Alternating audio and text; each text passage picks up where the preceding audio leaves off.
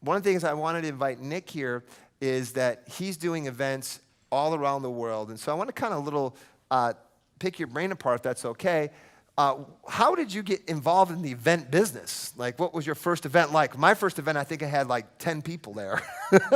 My first event was 30 people in Starbucks because I didn't have any money. Yeah. So I used to do everything from using Starbucks or hotel bars and lounges where you just had hotel couches. Yeah.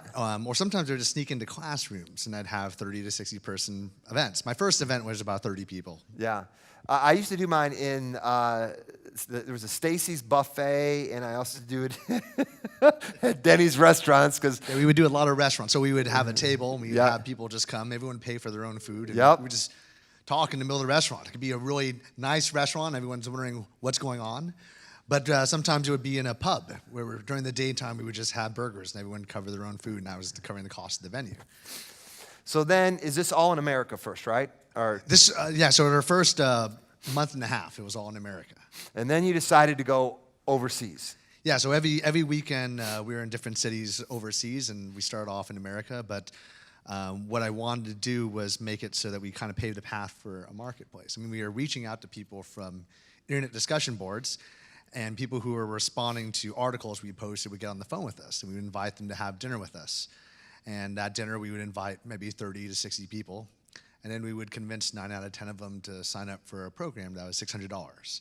Very cool. So let's listen to this model, because I think this is a very model that we can all start with.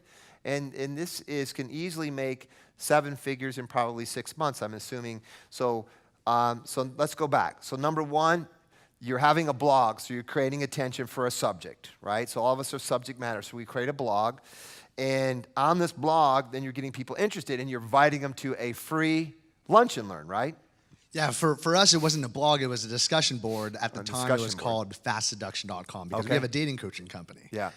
And then we would invite them out to hear our stories, and we realized that we were sharing on the internet. Yeah. Most of it was focused on picking up girls in bars and clubs. Yeah.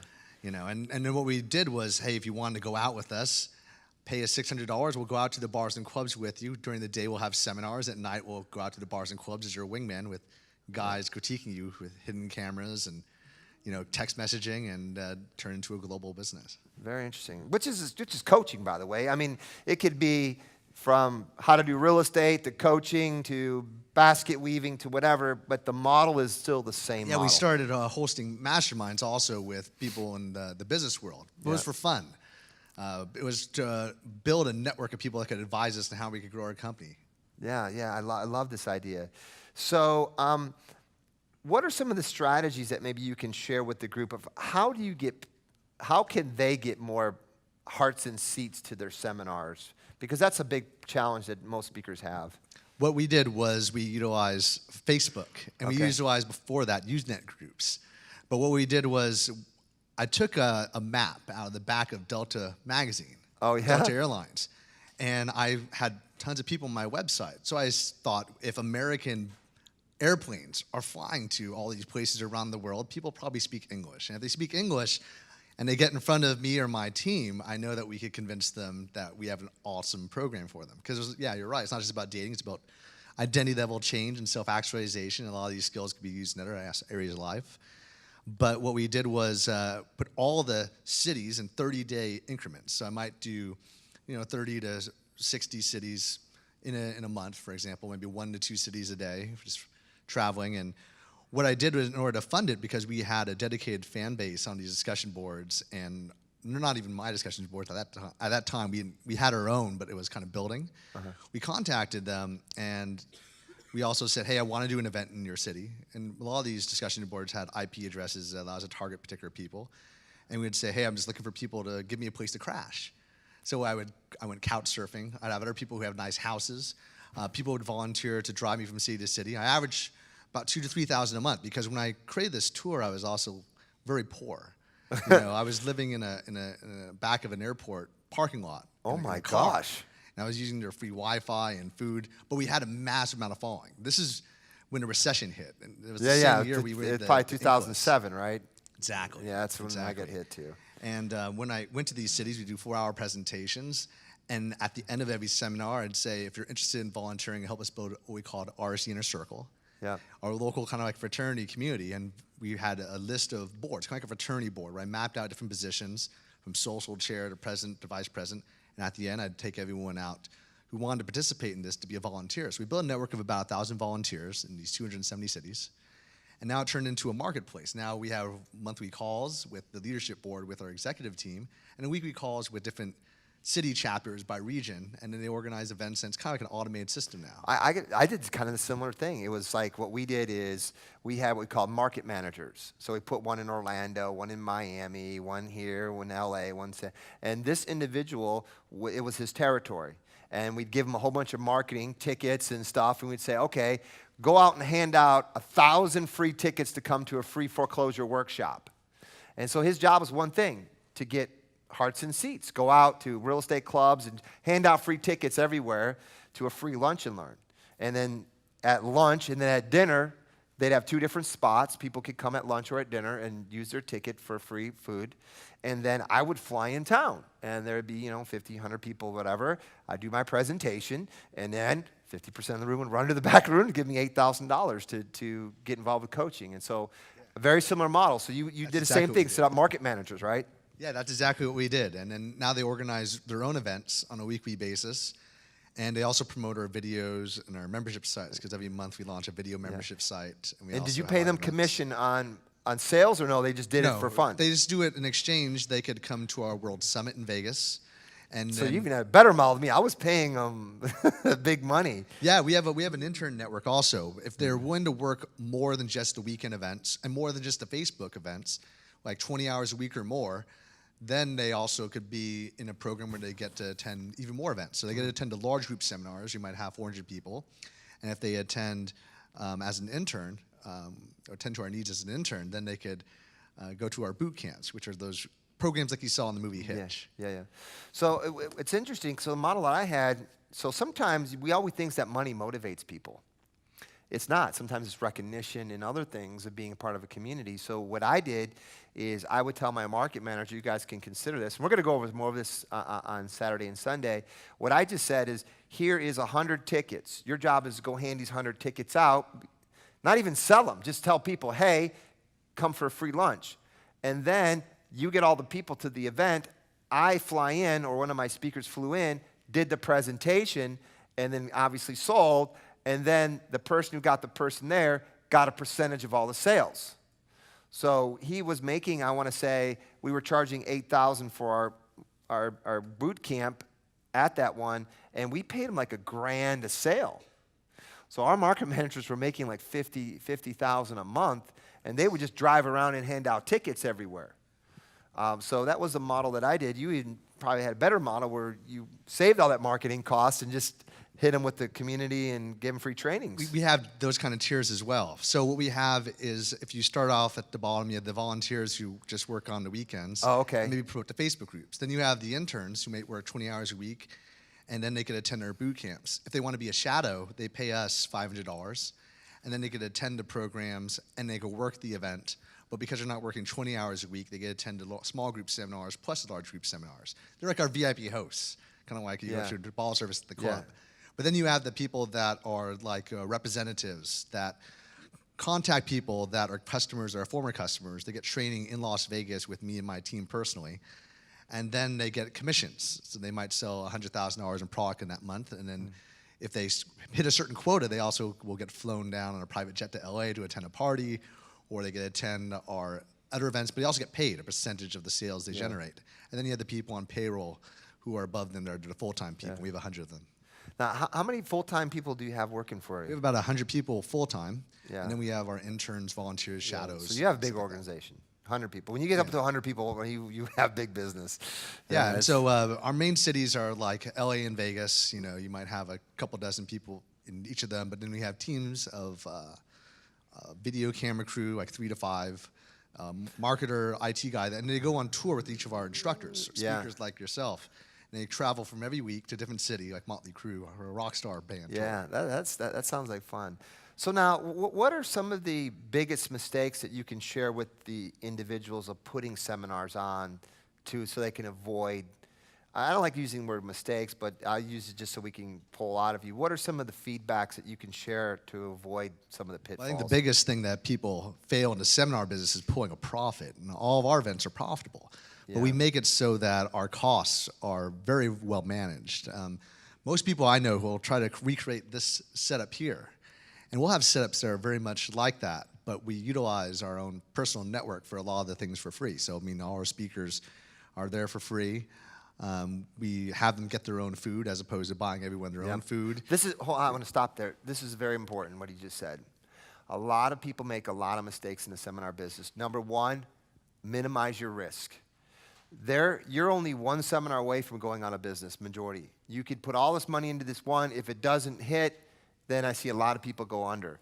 So, I mean, if you're doing a celebrity event like Ryan's, it's a totally different thing. Like, I've done events like that at these mini castles in Las Vegas, where we had these 4 mini castles, and we had everyone there was an influencer. Everyone from like the main investors in Twitter to the managing partner, of the largest VCs and billionaire entrepreneurs. But everyone was doing it for fun. Everyone there was just a network. And for that, yeah, we'll have grand entertainment and food and what have you. But when I'm doing a lot of my events are B2C right now. They're not like B2B focused on the business, so I'm trying to make it bare bones because the ticket price is so much lower. It's like $300 is my average ticket price for a large group seminar for a few hundred people. Yeah. Something that I want to share with the group, bigger is not better. Meaning bigger events actually don't profit as much as you'll see smaller events like this will profit more than a 5,000 event or 2,000 event. So just know that smaller is, I think, better. One, you said the cost can eat you up in this business. So one of the things that he suggested is, number one, is you want to try to get your AV, the different things. So now what we do is, like you did a lot of events, we know how to negotiate with the hotel, so we always get the room for free, right? So you've got to make sure that you find a good hotel or negotiate, so you can't be paying huge amounts in hotel fees. That's a very important part, because if you spend all this money and the people don't show up, I mean, I've had things where hurricanes have come, there was a big marathon out front, and the people couldn't make it, snowstorm. I mean, you won't believe the crazy things that you never think about happen, and people don't show up. And then you have all this money invested in this event, and then you're in deep trouble. So minimizing your risk is a very important lesson. Number two, you are not in the you're not in the food business, okay, or the travel business. You're in the seminar business, okay, meaning even if you have the right intention, like I'm going to do my seminar, I'm going to fly people to this hotel, we're going to give them this food, we're going to do all this stuff, and you spend all this money and it's perfect, and one guy gets a cold cup of coffee, who do you think he blames it on? You. And his whole experience is wrecked because one cold cup of coffee that you spend all this money doing this. So what I found is that you want to make sure that when it comes to the food at the event and the travel, that you want to stay out of that game. Making sense? That your game is, I'm educating you, I'm training you, because when you open the door up, lots of problems. Have you found that to be true? Yeah, too? and even the AV will make sure that the hotel is not a union hotel, so that we can bring in our own AV. And in terms of AV, we're kind of the extreme. We don't spend money on marketing. We spend over $10,000 a week, though, on new cameras and gear and equipment. But we want to, I mean, the price of renting. We used to spend anywhere from $30,000 to $80,000 for a 3-day weekend or a 4-day event for camera gear alone, from all the cameras you see in here, that kind of stuff. But now we own it all. I mean, the cost of a projector, like that projector there, that might cost me like $1,500 for the weekend, but I could buy it for the same price. It's crazy. What we do, get this, so we fly in, sometimes the screens that roll up, it's cheaper to buy it from Amazon and ship it there and use it and keep it at the hotel and let them have it than to rent it from the hotel. Yeah, it's cheaper to buy it for it's cheaper the weekend. To buy it and just leave and it. Leave it. Yeah. And give it to the hotel than to rent. Crazy. Yeah, definitely. And we also will do a lot of the pawning of venues off. So I mean, whereas they might charge $10,000 for someone to rent the MGM, we'll approach one hotel and show them a quote from one hotel and then another, do that 10 times. And now you're just paying $1,000 for the same exact room. And we're talking to the same exact people. And then Also doing untraditional venues. We'll sometimes do that if it's a smaller event. So whether it's like a country club or someone else's business, we'll contact local business owners that want to get some access to our events, and we'll just use their venue for free. We've done that for venues like Fox or random vending companies, schools. Some people will be students. We have students who are college students. They'll have access to free classrooms. We'll do everything from parks. We've even done it through nonprofit organizations that have offices and contacted them and said, hey, we want to use your office space, and they're not using it, so they just rent it to us. And I think that people also will just do that for good. They start to connect with new people. And a lot of the other things in terms of sponsorships, we also will get free goodies for all of our people to attend. Now, for us, it's things like alcohol, condoms, and stuff like that. But I mean, it's the same model for. Still cool.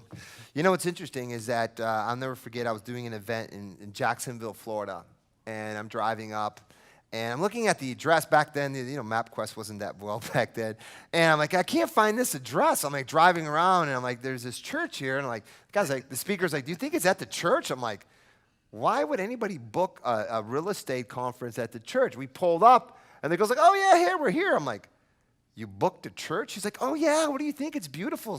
We got it for like $99. And I'm like, all right. And it was the funniest thing. This is when I was the back of the room guy. I wasn't the speaker, and my speaker was up there, and he's doing this thing. And he felt like, all right, so everybody up, get out of your pews right now and see Dave at the back pew with the credit card machine and buy your foreclosure system. Yeah, we've had events at nightclubs for us. I haven't tried a church yet, but I'd love to do that. I've had a party in a church once. I actually bought a church. Oh, you bought a church? That's so awesome. We now at Speaking Empire, we have bought in a church, and we have converted into a training facility. That's so our training facility is at a strip club, but they give us their venue for free. Oh, Lord. They give us a showroom, and that showroom is for free. They actually have classy office space. I take my parents there. Say, I want to take you to the strip club, but they don't see any girls because it actually looks just like any other corporate office space in the back, and they give us so when in doubt, if you can't get a church, get a strip job. We found out, look, we're bringing customers in the room. Yeah. And they'll buy alcohol. They might buy dances. Like maybe even if it's 10% of the audience, if you bring 400 people there, they're still making $1,500 in revenue.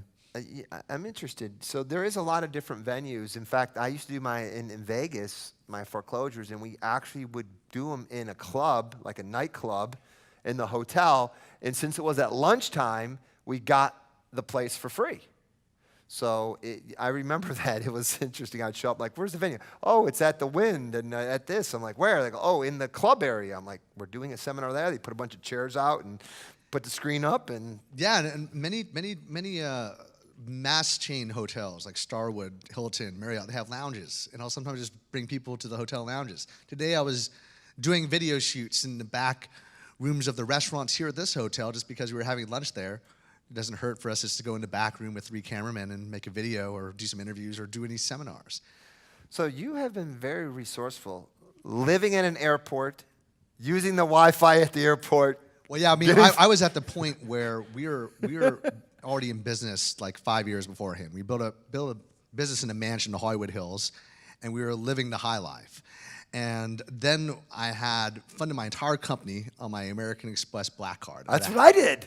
You did the same thing? Awesome, bro. That's I had it on my American Express Black Card, and an overnight 2007 and a half hit, and wham. Exactly what happened to me. We had $500,000 in debt. Yeah. And you have to pay off that every 30 days. Yeah, I know. And it hit. One of the things that I was having to do was to pay off the card, I would have to go to the strip club, $5,000 or $10,000 in cash advance at the time. Oh, yeah, get cash and then advance. pay off my Amex. So you were... and then had to do it every 30 days. And then it got to the point where they charge you 10%, so that number was growing. It's like a money tree.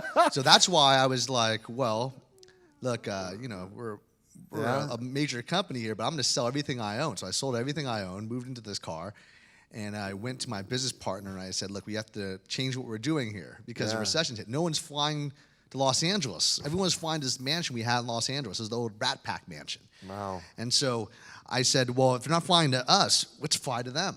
And my business partner said, look, I would trust you. Go for it. Take a shot. You only got one shot. This is the last money we got.